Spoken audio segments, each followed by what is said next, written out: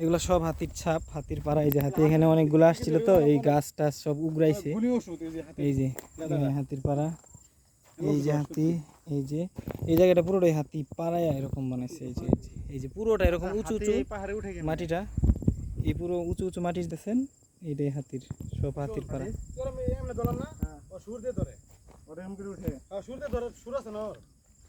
পাহাড়ে উঠে কম, হাতি এত বেশি উঠে না।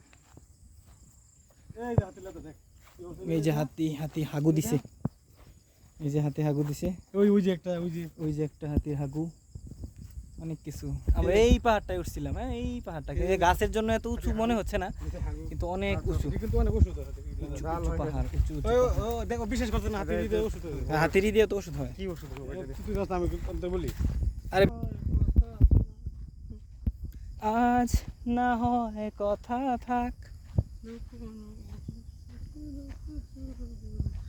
আলো চলে গেছে, সূর্য মামা ওই তো কি দিচ্ছে ওখানে। এই যে হাতির পাড়া, এই যে হাতি, এই যে একটা হাতির পাড়া, এই যে একটা হাতির পাড়া। এগুলা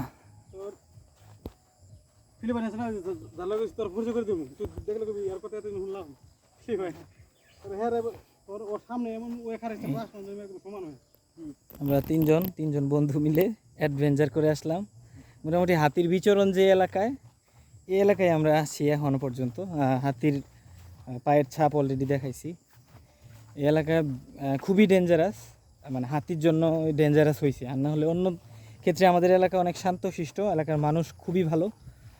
এরা কখনো কোনো প্রবলেম করে না, কোনো এখানে আসলে আপনাকে ভালো আপ্যায়ন করবে ওনারা, কিন্তু হাতির জন্য ডেঞ্জারাস হয়ে গেছে। এখানে অনেক বিদ্যুতের লাইন দেওয়া আছে ওই দিকটাতে, ওই দিকটা জি, ওইখানে ধান ক্ষেত আছে, ধান ক্ষেতের ওইখানে বিদ্যুতের লাইন তার দেওয়া আছে। এই যে খুঁটি দিয়ে তার দিয়ে রাখছে, যেন হাতি আসলে সংস্পর্শ পেলে ওরা ভয় পায়, তো চলে যায়।